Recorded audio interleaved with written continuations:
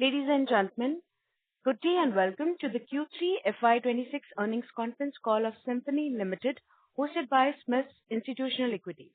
As a reminder, all participant lines will be in the listen-only mode, and there will be an opportunity for you to ask questions after the presentation concludes. Should you need assistance during the conference call, please signal an operator by pressing star, then 0 on your touchtone phone.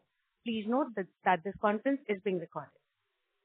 I now hand the conference over to Ms. Shraddha Kapadia from Smith's Institutional Equities. Thank you, and over to you, ma'am. Thank you, Michelle. Good morning, everyone, and a warm welcome to Q3 FY26 earnings conference call of Symphony Limited.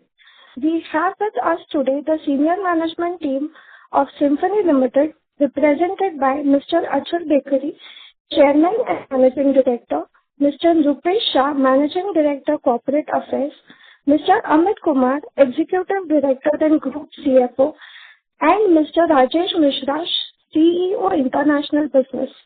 I would now like to hand over the call to management. Thank you, and over to you.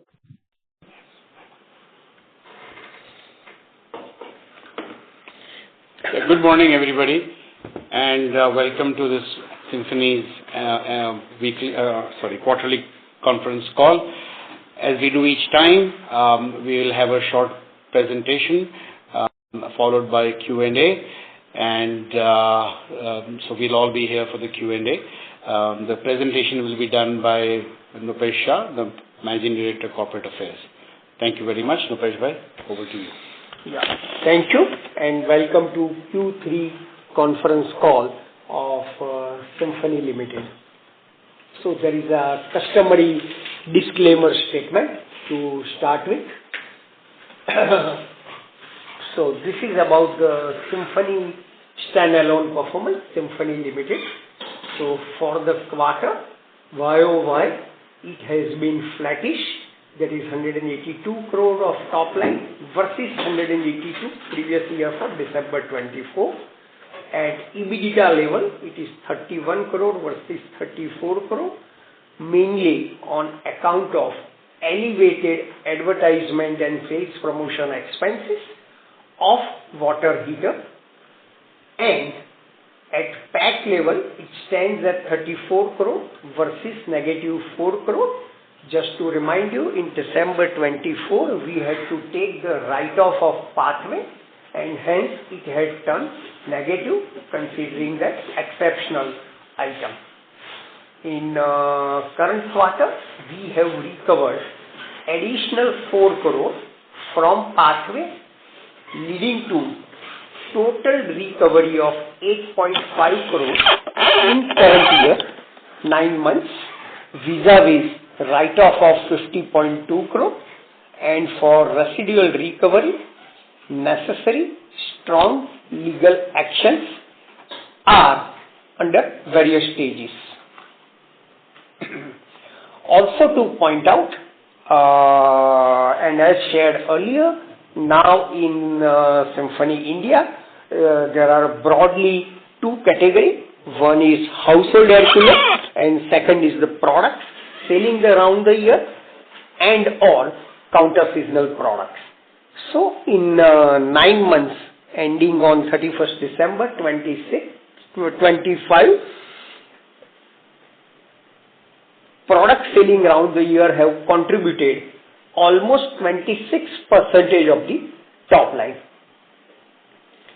And at this point of time, that is as on 31st December, trade inventory seems to have normalized as it is normally supposed to be at this point of time, mainly on account of revenue contradiction and lower lifting by the trade in September 25 quarter. And board has announced third interim dividend of rupees 2 per share, amounting to about 14 crore, and total interim dividend during the year about 28 crore.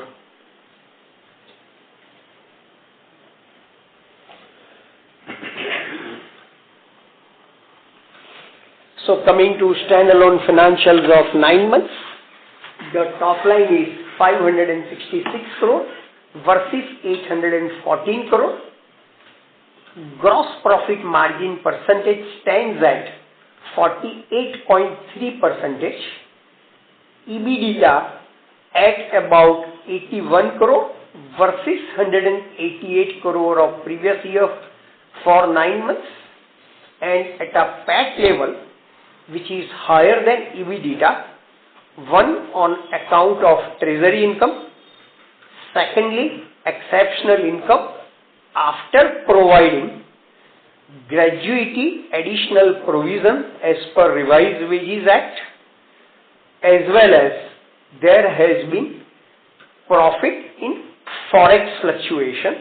So all put together at PBT it is 123 crore, leading to PAT of 99 crore versus 132 crore of December 24 9 months.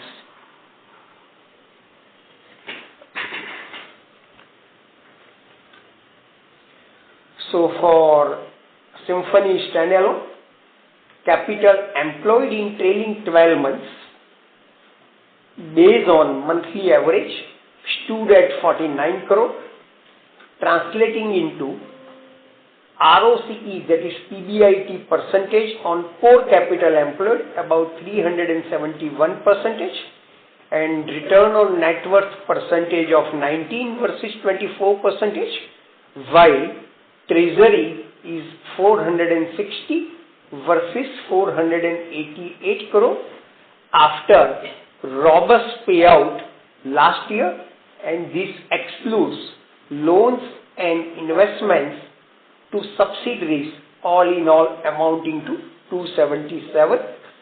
So all inclusive it is almost 800 crore, slightly less than 800 crore, including equity, loans and investments to subsidiaries.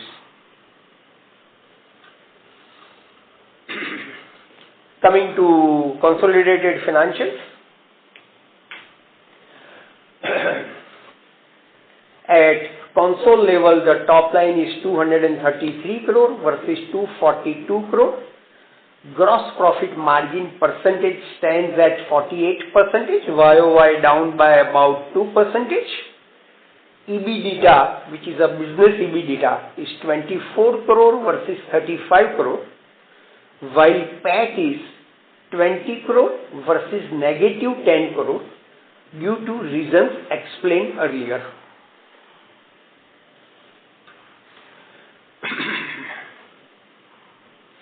Coming to console financials for 9 months, the top line is about 793 crore, that is down by 27% versus 1088 for corresponding period.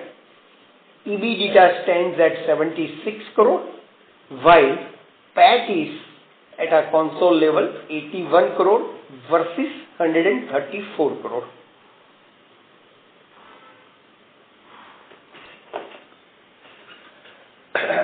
Capital employed on a console basis for trailing 12 months is 343 crore, that is all inclusive Symphony Standalone and subsidiaries, including capital employed in climate technology, translating into ROCE percentage of 54 and return on net worth of 21%.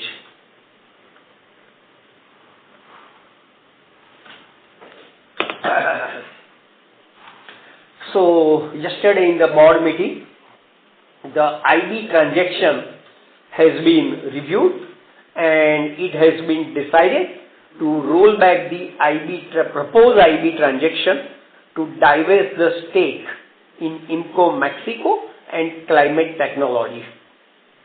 So as it was updated from time to time, 2 investment bankers were appointed. There was a global outreach. More than 10 non-disclosure agreements were signed with some of the global consumer durable companies, some of the financial investors.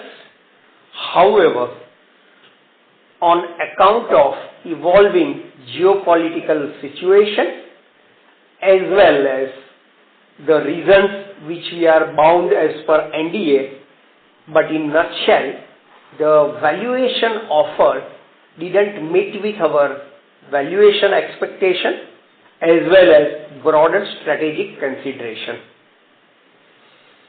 And hence, it has been found appropriate to roll back, and Symphony will like to nurture the business. And the silver lining is, considering the tariff situation, there seems to be a great potential in Mexico as well as United States, and we are already witnessing decent traction. Coming to part 2 regarding this IB transaction, whatever our financial investments in various forms, whether it is in terms of equity investments, intangible assets, etc., as on 31st March 26 by accounting year, as auditors will advise and guide, appropriate accounting treatment will be taken, which is quite different from whatever business transformation may happen later on, and that accounting treatment is normally done based on the past actual financial performance. So just as a guidance.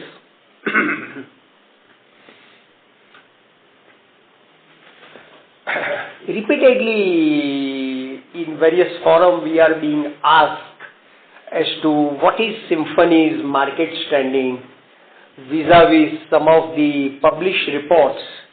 So we thought it appropriate to take you through very specifics. So at a primary level, the market size is about 5,000 crore.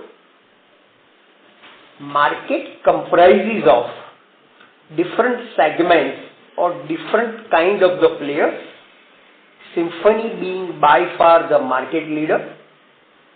There are national players as per published report, which many of you are aware, and as per the published report, there are 8 players having sales in excess of 100 crore, and that too, sales in excess of 100 crore is at customer level, not at a company level. In addition to that, the players whose consumer level sales is less than 100 crore, but they call themselves, or many of us understand them as national players, that is third category. Fourth is regional players. They may have a strong presence in some states or part of the state, and then completely fragmented and unorganized market. Organized market share in terms of the value percentage is about 35%. In published report, in research reports to which we as well as many of you have access, it accounts for only some of the segments which it doesn't account for, but that very much forms part of our sales, and that too, that part of the sales constitutes almost 40 to 50% of Symphony sales to dealers and distributors, and those segments are rural and semi-urban, e-commerce, quick commerce, D2C, institution sales. We are clearly excluding large space ventilated cooling from this, because that we treat it as product selling around the year or counter seasonal product. Also to draw your attention, none of other national players at a company level, all segments put together, have turnover. The second most company's turnover is around 250 crore. And top 3 to 4 players put together, combined household domestic air cooler sale is less than Symphony sales. And we clearly believe that for us, this is a structure growth story for medium to long term on account of variety of reasons as known and shared from time to time.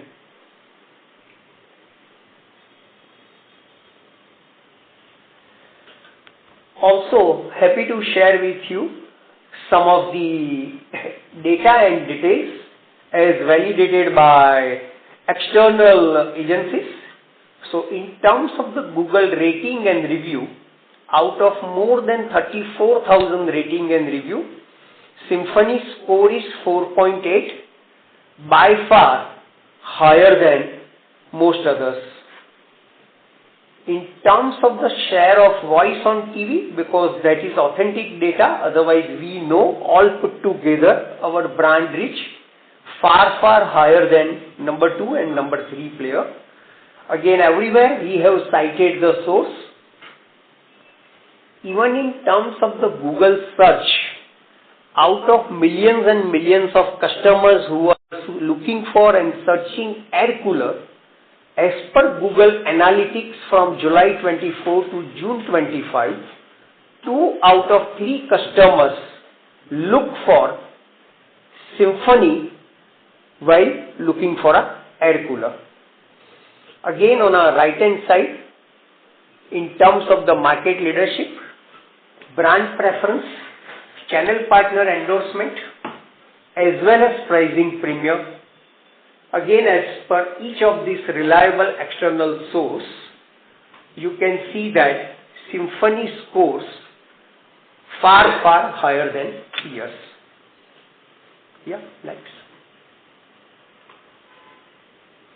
Yeah, thank you. So with this, we can take question answer.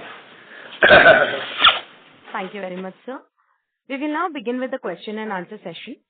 Anyone who wishes to ask questions may press star and 1 on the touchtone phone. If you wish to withdraw yourself from the question queue, you may press star and 2. Participants are requested to use only handsets while asking a question. Ladies and gentlemen, we will wait for a moment while the question queue assembles. You may please press star and 1 to ask questions.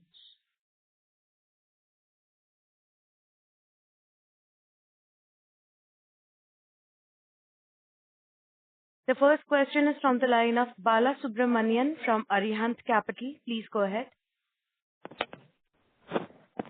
Good morning, sir. Thank you so much for the opportunities.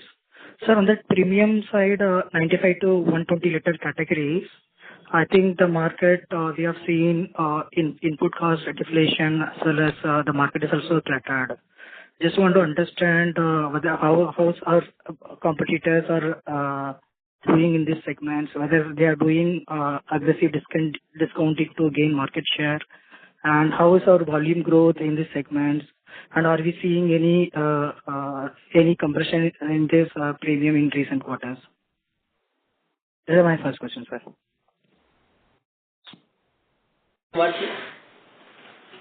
So broadly, in terms of the premiums that we are talking about, the market is going into what we call a K-shaped kind of movement, where the lower end of the segment, which is migrating particularly from metal coolers to plastic coolers, that continues to be at a lower price point.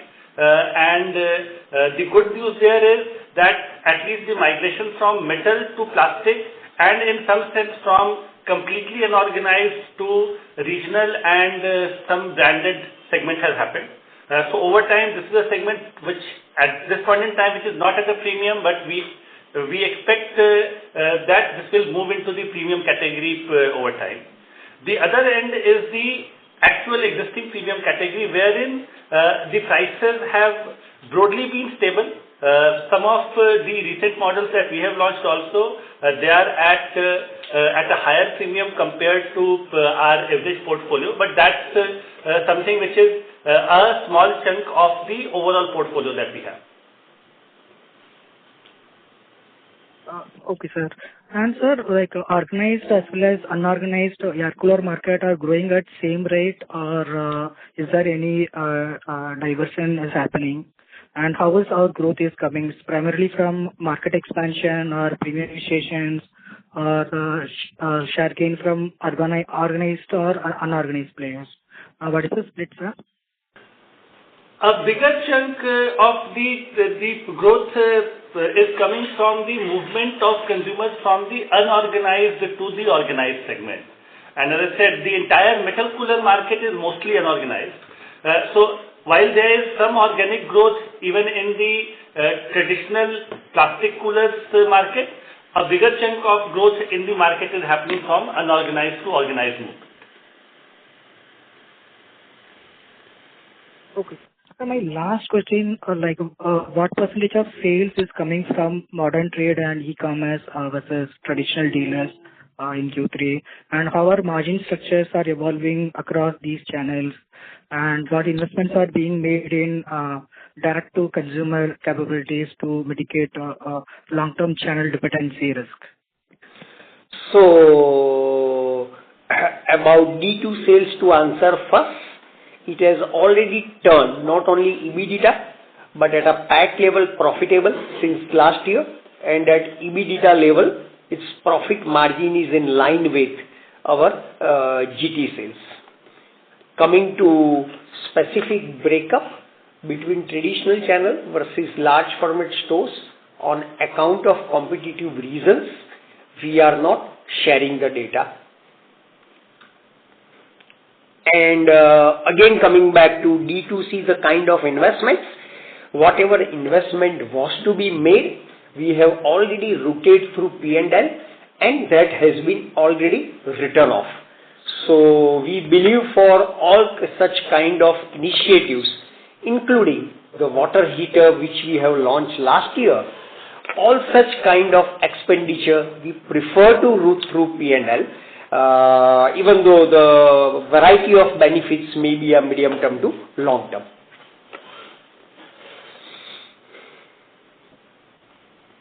Got it, sir. Thank you. Thank you. The next question is from the line of Shraddha Kapadia from Smith's Institutional Equities. Please go ahead. Hello. Yes, Yeah. So I would just like to understand that the India growth which we have, is it majorly because of the core air coolers, counter seasonal products, channel normalization, or are we gaining market share? In the current quarter, Shraddha, as you know, as someone who knows this sector and tracks it, the current quarter is less about the market share, it's more about the placement in the channel. So the October to December is where we place the products in the market, but there's no market share per se that we talk about for this quarter. Also regarding the channel and the counter seasonal products, that's something we are focusing on, and as Rupesh Bhai said, at this point in time, the overall share of that in the business is slightly upwards of a quarter of our business. It has steadily increased over the years, and that is where we are right now. Sure, sir. And if you could give a bit of details in terms of the inventory. So we have mentioned that the channel inventory is normalized. So that would be if you can give more update on that. So on that, Shraddha, basis the estimates we have of the inventories available with our partners at the distributor and dealer level, at this point in time, the inventory in the market is almost similar to what we had around the same point in time last year. So some of these lower primary sales that we did this year in the September quarter and kind of same sales as last year, net impact is at present the inventory in the market is similar to last year, hence we are saying it's kind of normalized. Sure, sir. Thank you so much. I'll fall back in the queue for further questions. Thank you. Thank you.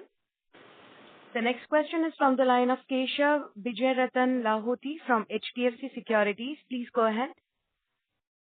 Hello. Hi. Thank you for the opportunity. So this time you haven't mentioned, subsidiary financial in presentation. Can you give some sense how has been their performance for this quarter and how are the things looking for the next quarter? What sort of growth and margin we should expect? Sure. No, so of course, we have the data and details, but to keep the presentation crisp, we are not sharing. But to share with you, subsidiary-wise, for Climate Technology Australia, 9 months as a whole, The top line has been 128 crore versus 123 crore. At EBITDA level, it is -8 versus -14, and at a PAT level, it is -18 versus -22 crore. And in terms of the cash loss, it is -15 crore versus -25 crore in terms of the cash loss. Coming to Inco Mexico, for 9 months it is 101 crore versus 135 crore. At EBITDA level it is 4 crore versus 17 crore, and at a PAT level is -1 versus 10, but at a cash profit level it is +9 crore versus 12 crore. Just to remind you, after 3 bumper years in climate in Inco Mexico, until March 24, it more than doubled its top line and almost tripled its profitability from 21 to 24. The summer of 25 was subdued, and that has led to this performance. But otherwise, structurally and in terms of the overall performance, Inco Mexico is very well poised. About GSK China, 9 months top line is 80 crore versus 75 crore. At EBITDA level, it is 8 crore versus 14 crore, and profit after tax, including exceptional gain on account of sale of IPR, it is 49 crore versus 10 crore, but we need to exclude that, and hence it's almost at a PAT level about 7 crore versus 10 crore. So in nutshell, for 9 months each of the subsidiary has delivered like this. About Symphony Brazil in totality, not being material, not sharing, of course we do have the details and data. Understood. Got it. Just a sense, we have just taken a decision to sell it off. Now we are rolling it back. So, what sort of valuation gap was there? Because earlier call you were very, sort of positive this might happen by this year and possibly early next year.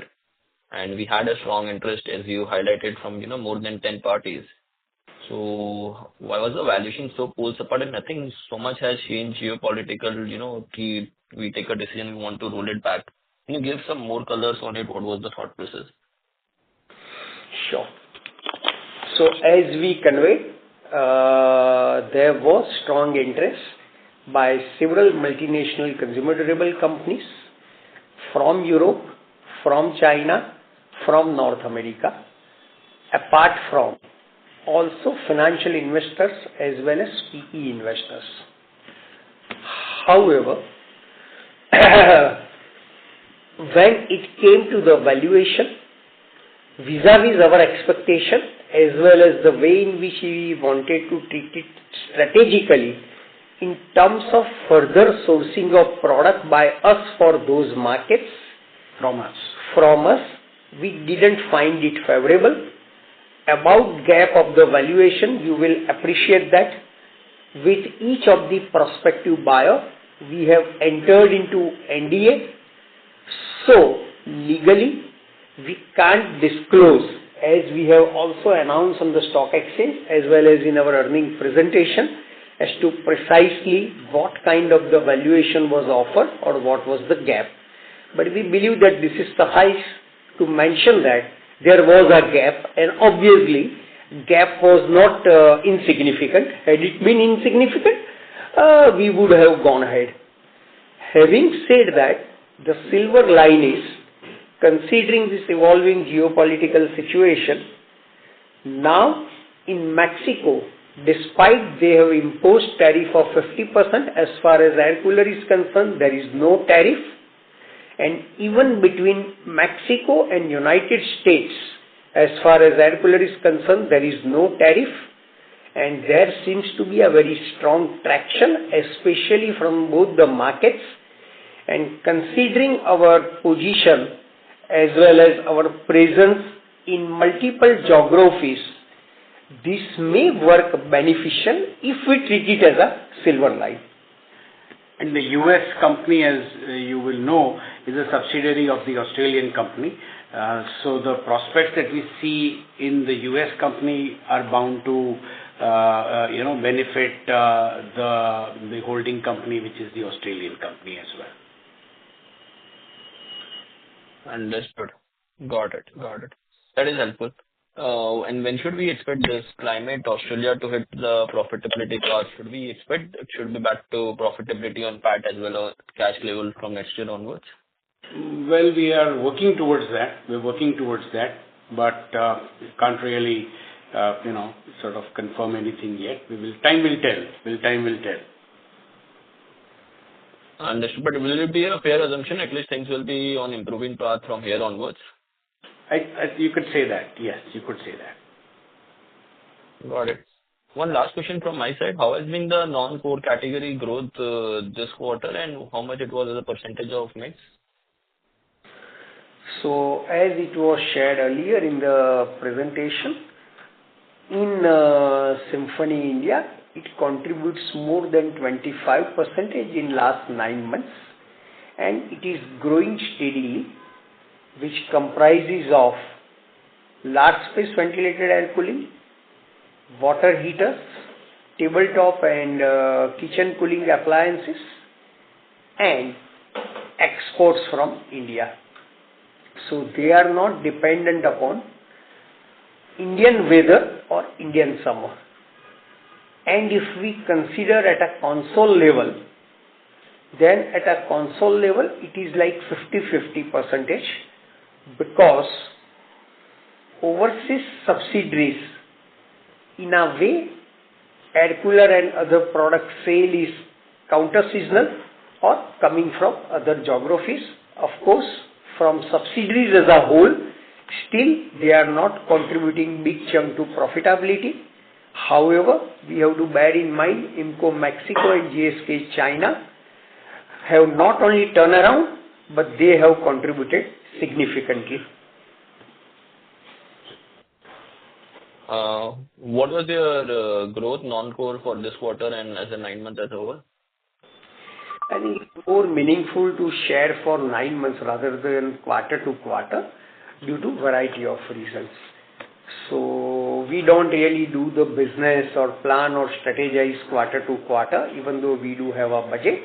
But on 9 months YOY, the pie has grown and it is continuously growing. Possible to give a number for 9 months and 3 months, both, because at least we can get some sense how the cooler is doing. Yeah, right now we don't have readily available, but 1 to 1 separately it will be given. By the way, until September quarter, we have given the figures and data. Right. Okay. Thank you. That's it. Helpful. Thank you. Thank you. A reminder to all the participants that you may please press star and 1 to ask questions. The next question is from the line of Aditya Bhartiya from Investec. Please go ahead. Hi, good morning, sir. Hi, morning, Aditya. The first one is on the difference between standalone and consolidated revenues. If we just consider continuing operations, the revenues in the consolidated entity are slightly lower than standalone. So is it a case that we had sold certain units to, let's say, Inco or Climate Tech, which have remained unsold? How should we kind of think about it? And what proportion of our standalone revenues would be sales to group companies at this stage? Yeah, Aditya, it is mainly the decrease in the consolidated turnover in continuing business is mainly due to the stock. So whatever we have sold to the subsidiaries and these are lying at stock at subsidiary level, it has been removed from the consolidated turnover as per the accounting standards to show the continuing business. So it automatically goes to the discontinuing operation. So we should look at the continue plus discontinue put together for this purpose. Sure. Understood, sir. And is it possible to kind of give an indication of what proportion of our revenues would be sales to group companies at the standalone level, both for third quarter as well as 9 months? So for the quarter, it is around 20 crore. So you can, 20 crore out of that 182 is to export to subsidiaries. But keep in mind, Mr. Bhatia, respective company records the turnover, but when it is a console turnover as reported, intercompany sales or exports get completely knocked off.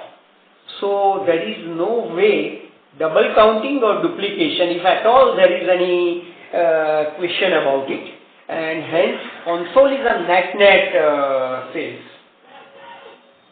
Sure. Absolutely, sir. And so my second question is, if you could give us some indication on how the water heater business is faring, which all states are we currently present in, how large the business could have become, and what are your plans regarding the product category from a 2-3 year perspective? Thank you.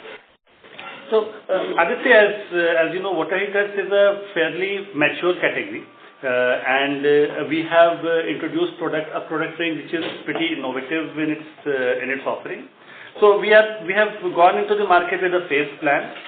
Last year we had introduced the product in the Karnataka, AP and Telangana market. This year we have expanded this portfolio to select markets in the north, overall covering about 8 states at this point in time. Last year we had launched it into organized retail, and this year we have expanded this into the general trade also in the markets that we mentioned. In addition, we are selling on our D2C and e-com channels. So over the next 2 years, I expect that we would roll this out in more markets and stabilize the business from where we are to a higher trajectory. Perfect, sir. That's helpful. If you could just give some indication on how large you see the business becoming, in case you can share that would be helpful. That would be, there are targets and aspirations set, Aditya, but just allow us to perform, and then maybe once our numbers reach a meaningful scale, we'll definitely talk about it. Sure, sir. Thank you. Thank you. Thank you. The next question is from the line of Harsh Gokal Gandhi from Renaissance Investments. Please go ahead. Yeah, hi, good morning. Thanks for giving me an opportunity. Sir, I just had 2 questions, mainly revolving around our market share. Firstly, you said that 5,000 crore market size, and we are somewhere around 35% within the organized. So if you can just help me bridge the understanding gap, we are at roughly 1,200 crores on our top line. So if you can just help me understand the market share, that's my first question. And secondly, on a medium-term basis, we want to understand, how has the market share fared for us as a company? Yeah, that's the 2 questions I have. You have the numbers. Okay. So Harsh, first a small correction here. The 35% that we talked about is actually the share of organized business in the total addressable market.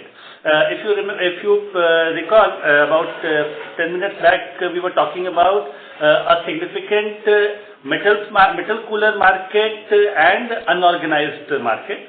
So 35% is the share of organized business into the overall air coolers market.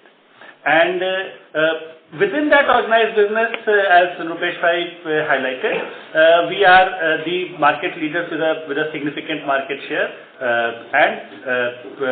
The total numbers are more than the top next 5 players combined. So that's where we stand in terms of the market share. Okay, understood.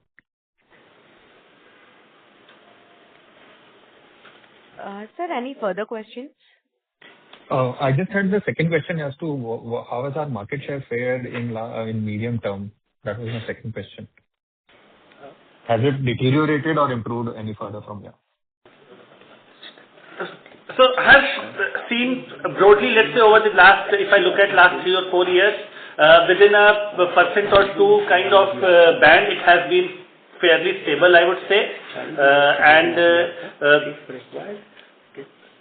if I look at, let's say, even FY22, FY23 versus this year, the deltas on either side are barely about 1.5% against the median that we have been trending on. Understood. So we're saying that even for, say, 9 months, if I just have to consider, the major weakness would be on account of the weaker summers and not us losing market share. Absolutely, yes. That's something that is true for us, and a lot of products and categories and companies in the cooling product segment. Understood. That's all from mine. Thanks a lot. Yeah. Thanks, Harsh. Thank you. Before we take the next question, a reminder to all the participants that you may please press star and 1 to ask questions at this time. The next question is from the line of Aditya from UK Capital. Please go ahead. Hi, sir. Thank you for giving me the opportunity for asking the questions. Am I audible? You are. Yes. So were the higher advertising and promotion spends in Q3 is a one-off expense, and should we expect this higher level to continue going forward? So as explained and shared earlier, we have entered into water heater category just in 24. And obviously, being a new product category, the advertisement and sales promotion expenses are far higher vis-a-vis normal advertisement and sales promotion on established category. In fact, more than 90% of the advertisement and sales promotion expenses of 11 crore incurred during December 25 quarter pertains to water heater in addition to whatever we spent earlier. And you will appreciate that in our kind of the product category, it is a necessary expenditure, even though the benefits accrue in the medium to long term, and we have to route through P&L. Okay. So just some clarity on the market share thing. The mandatory BSI norms have helped the company to gain the market share from unorganized players. How big is the opportunity? No, certainly such BSI norms are beneficial to organized sector, and as it always happens in any industry, market leader gains the most because it really differentiates the product, and child versus man are really being differentiated, which was just narrative. Now actually it will be known and felt and seen. But because of some strict norms, some supply bottlenecks also have been created in other sectors. So how is this spanning in these sectors? No, that's why our product and category focus plays a role. So whenever there are situations like this, we are well prepared and we have tackled it, and we are not going to face any issue in that respect. And if you remember, even in June 24 quarter, which was a bumper summer, most of the players faced massive logistic and supply issue, but in a very short time, we could more than double in just 60 days our production as well as supply. So that's where that agility, market leadership and insight really work. So as any additional market share we expect to capture going forward because of this? Our focus is top line and bottom line growth at a robust rate rather than market share. Okay. Thank you, sir. Thank you for taking it. As long as we can increase the TT of the profit, some additional market share or some less market share, we are not really bothered. Okay. Thank you, sir. Thank you. Ladies and gentlemen, that was the last question for today. I would now like to hand the conference over to Ms. Shraddha Kapadia for closing comments. Thank you, and over to you, ma'am. Thank you very much. Hello. Thank you, Michelle. Thank you very much, Achal sir, Rupesh ji, Amit ji, and Rajesh sir, for giving us the opportunity to host the call. Any closing comments from your side, sir? No, thank you everybody, Shraddha, thanks to you and thanks to all the participants for sparing your valuable time, that too on a working day during market hours from 11 to 12 a.m. We really appreciate your inputs and looking forward to see you in next conference call or maybe in person. Thank you, sir. Thank you, members of the management. On behalf of Smith's Institutional Equities, that concludes this conference. We thank you for joining us, and you may now disconnect your lines.